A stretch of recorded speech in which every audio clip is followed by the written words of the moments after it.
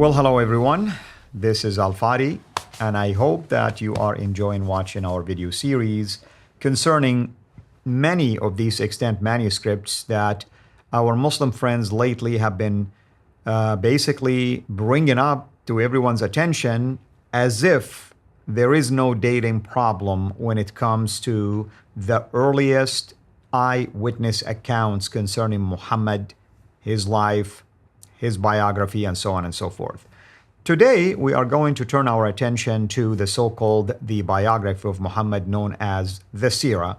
And you be the judge when we are done with this analysis and critique to see if any of the dating for those extant manuscripts as well can give anyone comfort regarding the life of Muhammad and his biography.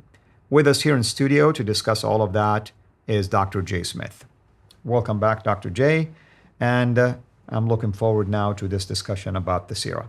Yeah, the Sirah, the biography. This is the equivalent to what we have in Matthew, Mark, Luke, and John, the black letter. Anytime it talks about what Jesus did, that would be the Sirah of Jesus. Now we're going to what Muhammad did. This would be the Sirah, what Muhammad did, his whole life.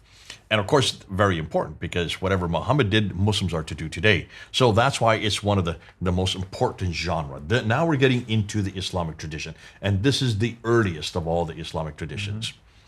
And we have always been told that the Sirah of Muhammad comes from two sources, two different individuals, one named Ibn Hisham and the other named Al-Waqidi. Now, they would say a third one, Ibn Ishaq, but we pretty much thrown Ibn Ishaq down. And what was the criteria, or the reason why we threw Ibn Ishaq out? Well, I mean, first of all, we don't have the whole thing anyway from him. And most of what he was recording was just, he heard this and he assumed certain things. So it wasn't really a comforting and a very reliable way of reporting. But most of it is lost. And the reason, we don't even know if it's comfortable. We have no idea because we have not one jot, not one tittle. We have no definite writing by him. And that's why, if in doubt, throw it out. If you don't have anything, just attribution, it could be anything. You can attribute anything to anybody. That's right. Hearsay, that's called hearsay. Right. That's called oral tradition. And that's called Chinese whispers. So since we have nothing from Ibn Ishaq at all, we don't put him. We don't even include him. We go to Ibn Hisham because Ibn Hisham, from a few of the Ibn Ishaq students, and now remember, Ibn Ishaq died in 765. Ibn Hisham died in 833. We go to Ibn Hisham and we go to Al-Waqidi, but mostly Ibn Hisham because he gives the whole life of Muhammad, where Al-Waqidi just gives the battles of Muhammad, the Maghazi, the battle documents. So one of the difficulties is this, and let's now go to the slides. Because the question we're going to ask is, who really created the Sirah? Now, there's the picture of the book that everybody uses, The Life of Muhammad. And notice it says that it is the translation of Ibn Ishaq's Sirat Rasulullah. They put Ibn Ishaq's name there. Who does? That's Alfred Guillaume. That's the author of this book in English. He's an Englishman who took what he considered to be Ibn Ishaq's material and then put it into English form so we can all use it around the world today. And now, I mean, I grew up on this, you grew up on this. Anybody that goes to school, this is the book you read.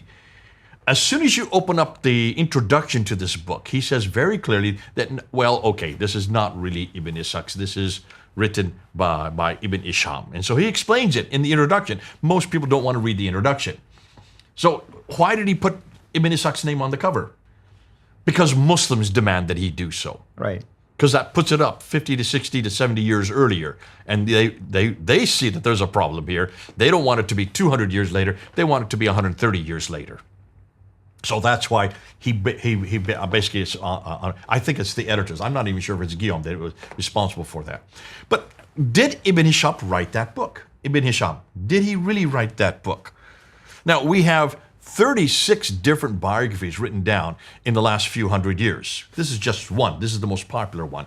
But who wrote this book, the standard work, which everyone uses today? Are you ready?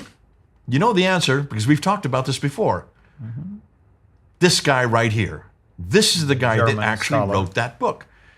His name is Heinrich Ferdinand Wustenfeld, who lived from 1808 to 1899, who between 1858 and 1860, that 2-year period there in Berlin, compiled this book, taken from libraries and museums in 6 mostly European cities: Fez, London, Oxford, Dublin, Paris, and London, and then translated into French and English and sanitized by Guillaume and others later on. So that's the book we read today, written by a German 160 years ago. Now, is that a problem for you? Well, of course it's a serious problem. It's almost like the 1924 Cairo edition of the Quran. Exactly. Now, there has been another one, a very popular one, put together in 1967 by Fuad Sezgin, compiled from another sitta from documents found in Morocco. So what's going on here? Well, as you can see from my conclusion, the man who Muslims are dependent on to know who their prophet is or what he did is an elderly German linguist who wrote Muhammad's story 160 years ago, thus over 1,000 years too late. Now, of course, the next question is, where did this guy get his material from? He's sitting there in Germany. Yeah. He must have gone somewhere because he was writing in the 1800s. He probably went to libraries or somewhere. Oh, I've already said so. If you look at the slide, it's already the answers there. Yeah. But where and when are those manuscripts?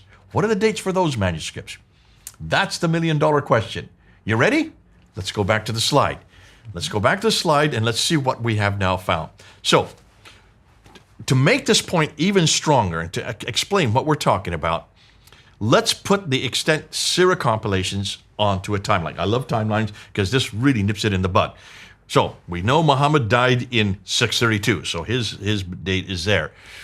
And these are the 2 sirahs that Muslims attribute to. So they would say 200 to 300 years, basically 200 years afterwards, okay? That's what they claim. However, we know that it was written by this guy here, Wustenfeld. From where did he get his manuscripts? He says so in the book. You can read it. He tells you very clearly.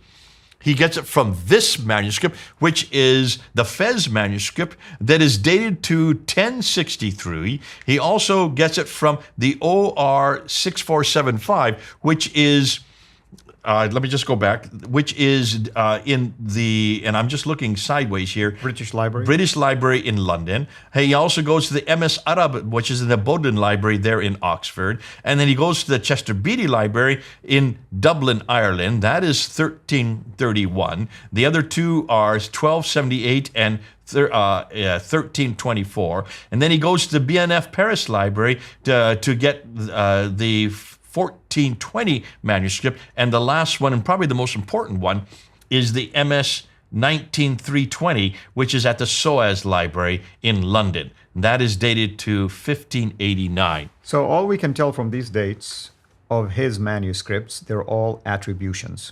Every one of them are attributions. None of these are, I say they only begin to appear in the 11th century. That's the Fez manuscript. What's interesting, he only used 25% of the Fez manuscript. He really didn't want to use the other 70. Why did he not want to use the other 75? Well, he says so because he didn't think it was historically accurate.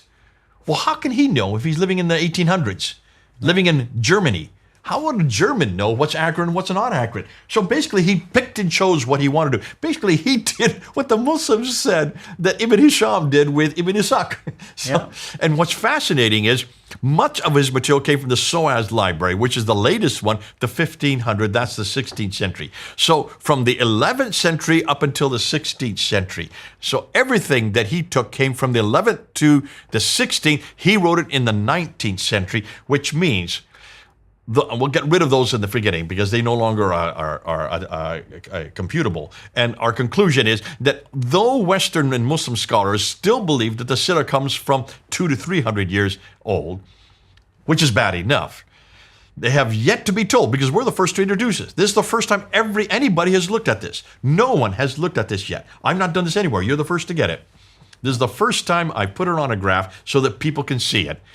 Everything that Wustenfeld used to create his biography comes from the 11th to the 16th century, though he writes it down and canonizes it in the 19th century. That's 400 to 1200 years too old. What's your reaction? Well, I mean, it's very damaging, of course. If I'm Fareed, I'd rather just to throw these arguments out the window because it's an embarrassment, actually, for him to even assume somehow people are not going to take him up on his word and go and investigate. You see, the problem with people like, I'm going to use Fareed as an example, is that they are detached from reality today. Today, we're living in a social media world. Anyone can go and investigate things, watch arguments, and even have access these days to libraries online. They don't even have to go to Paris to look at it. They can probably go online. I've been going online to look at manuscripts all day long. I didn't travel to do that. So anyone can do these investigative, investigations, I should say, and discover whether his arguments are valid, solid, or not. Yeah, yeah. All we're doing right now is we're helping our audience basically collate everything for them in one location so that makes it easier for them. Yeah. Dr. Pat Andrews has done us a great favor because he's the one that's actually researched every one of these. He's gone through and found out what the dates are. Listen, notice that of the 6 manuscripts that Woestenfeld went to, 5 of them are here in Europe. Only 1 is in North Africa. Fred Sezgin went to the one in North Africa, and that's what he did. He based his biography on. Only 25% of that did Woestenfeld trust, and that's why he doesn't use it. It'd be great. We need to look at Sezgin's manuscript and his biography, and we need to look at Woestenfeld's and see how much different they are. I want to point something interesting here. Anytime you go to the Andalusia area, Morocco, which is in the far west of North Africa, you need to keep in mind the following.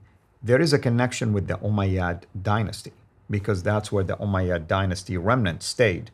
And remember, Abdul Malik is an Umayyad. So there is this connection still with Abdul Malik and the Umayyads concerning who is this Muhammad or Mahmud.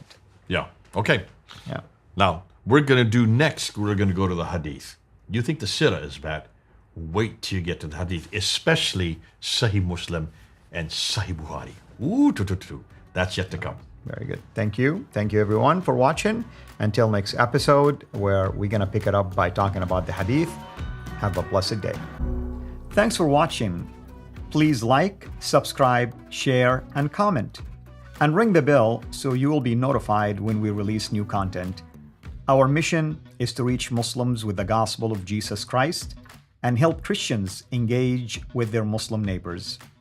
If you want to join us in this life-changing work, please support us on patreon.com/Sira International or just click on the link below.